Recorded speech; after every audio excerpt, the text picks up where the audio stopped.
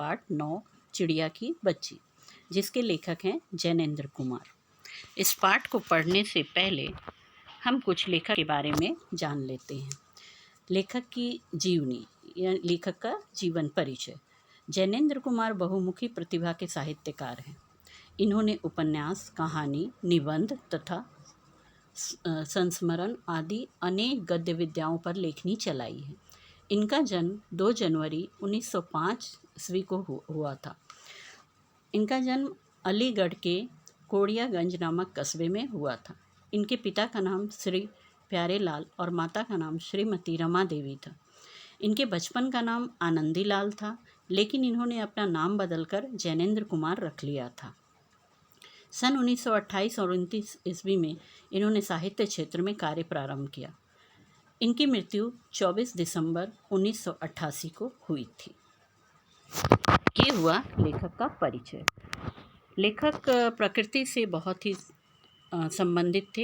इन्होंने प्रकृति से संबंधित बहुत सारी रचनाएं की, जिसमें से एक इनकी ये रचना है। प्रकृति में चिड़िया पक्षियों का एक अपना महत्व होता है और इसी पर उन्होंने चिड़िया के स्वभाव, चिड़िया कैसी होती है, सिर्फ इंसान ही अपने बारे में नहीं सोचते, ये पक्षी भी अपनी भावनाओं को कहीं ना कहीं व्यक्त करते हैं। इसी पर आधारित यह पाठ है।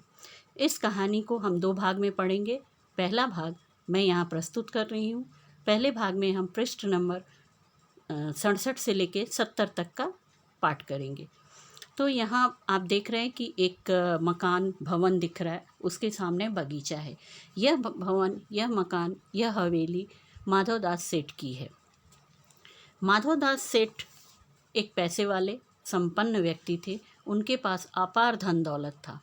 आलीशान कोठी थी, संगमरमर से बनी हुई कोठी। संगमरमर मीन्स उनके पास मार्बल से, सुंदर पत्थरों से बनी हुई एक महल था। उसके सामने एक सुहाना बगीचा था, सुंदर सा बगीचा। अक्सर शाम के समय बाहर चबूतरे पर तख्त डालकर वो बैठते थे और प्रकृति का आनंद उठाते थे। ऐसा वो करीब करीब रोज करते। उनके मित्र वहीं आकर उनके साथ कभी कभी बातचीत किया करते थे। किंतु माधवदास अकेले रहते थे अपने घर में, इतने बड़े घर में।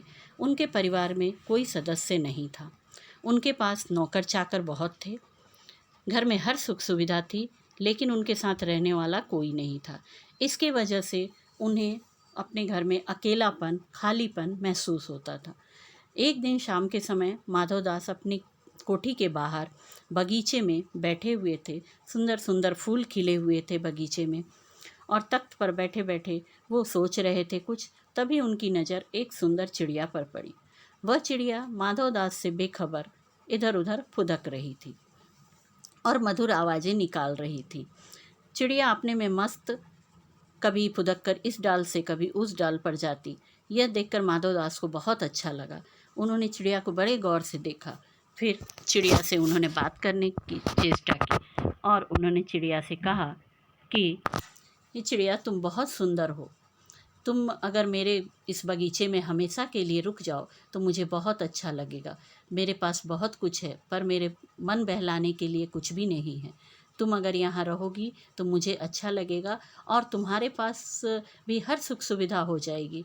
तुम ऐसे घूम घूम कर जंगल में अपने लिए खाना ये इकट्ठा करती हो, घोंसले में रहती हो। यहाँ मैं तुम्हारे लिए सोने का पिंजरा बनवा दूँगा, उसको मोतियों से जड़ दूँगा, सुंदर बना दूँगा, सोने की कटोरी में खाने के लिए दूँगा, पानी के लिए पानी दूँगा।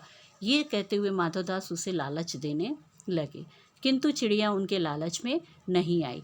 वह बार बार कहती रही कि मेरी माँ मेरा इंतज़ार कर रही है और मैं वापस अपने माँ के पास जाऊंगी।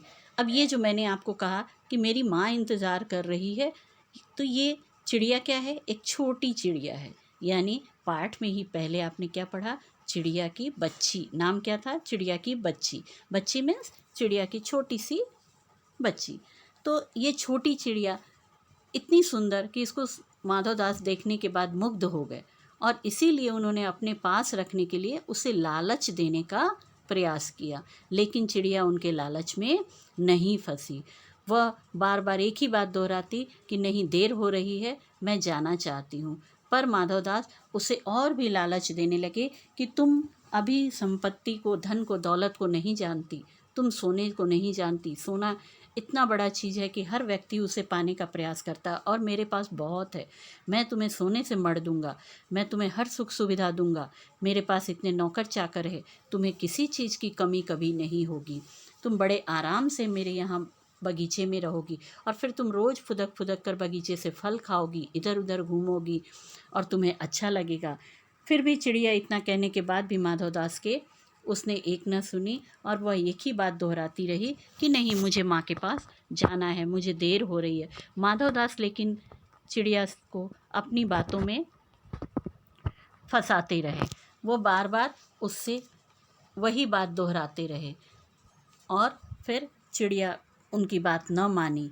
आज हम यहीं तक इतना ही पढ़ेंगे, फिर अगले भाग में इसके आगे की कहानी पढ़ेंगे। अब जो हमने पृष्ठ नंबर 67, 68, 69, 70 पढ़ा, इससे संबंधित कुछ शब्दार्थ आपको मैंने वैसे भी वाचन में के लिए होमवर्क में कहा था कि आप जो भी कठिन शब्द हैं उसको रेखांकित करके उनके अर्थ जानने का प्रयास कीजिएगा। कुछ शब्द यहाँ आपके सामने मैं प्रस्तुत करती हूँ, जैसे संगमरमर, सफ़ेद चिकना पत्थर, कोठी, बड़ा मकान, सुहावना, मन भावन, अभिरुचि, दिलचस्पी, मसनद, तकिया, गोल, तृप्ति, संतुष्टि, बेखटके, बिना किसी डर के, संकोच, शर्म, पल भर, क्षण भर,